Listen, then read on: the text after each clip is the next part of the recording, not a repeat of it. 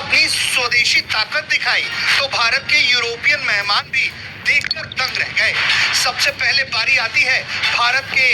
DRDO के द्वारा तैयार किए गए long range anti ship hypersonic glide missile की। और देखिए ना, जब ये कर्तव्य पथ पर मार्च करता हुआ आगे बढ़ता चला तो फिर यूरोपियन मेहमान एंटोनियो कोस्टा अपने आप को रोक नहीं पाए और उसकी जानकारी लेते हुए पीएम नरेंद्र मोदी के साथ वो साफ तौर पर तस्वीरों में देखे जा सकते हैं। ऐसा नहीं है कि सिर्फ यही long range hypersonic anti ship glide missile के बारे में यूरोपीय मेहमान जानना चाहते थे। कर्तव्य पथ पर पाकिस्तान की ईंट से ईंट बजाने वाले जब हथियार पहुंचे तो फिर यूरोपीय यूनियन के अध्यक्ष उर्सुला वॉन डेर लेन भी खुद को रोक नहीं पाती हैं। तस्वीरें देख लीजिए, पीएम नरेंद्र मोदी से लगातार वो उन हथियारों के बारे में पूछ रही होती हैं। ऐसा लगता है कि पीएम नरेंद्र मोदी इन हथियारों की खासियत, इन हथियारों की ताकत उर्सुला वॉन डेर लेन को और एंटोनियो कोस्टा को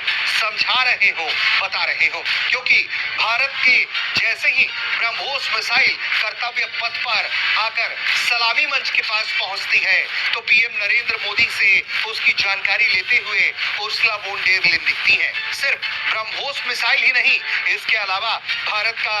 अपना रॉकेट लॉन्चर हो या फिर भारत का अपना एयर डिफेंस सिस्टम यानी कि आकाश, जब वो सलामी मंच के पास पहुंचता है तो उसके बारे में भी जानकारी लेते हुए तस्वीरों में आपको एंटोनियो कोस्टा से लेकर उर्सुला वॉन डेर लेन तक दिखाई देती हैं। यानी कि यूरोपियन मेहमान उन हथियारों के दर्शन कर रहे हैं जो भारत की ताकत है और उन हथियारों की भी वो दर्शन कर रहे हैं जिन्होंने भारत को पाकिस्तान पर अभूतपूर्व 88 घंटे के युद्ध में विजय दिलाया और पाकिस्तान के तमाम हमलों को नाकाम किया।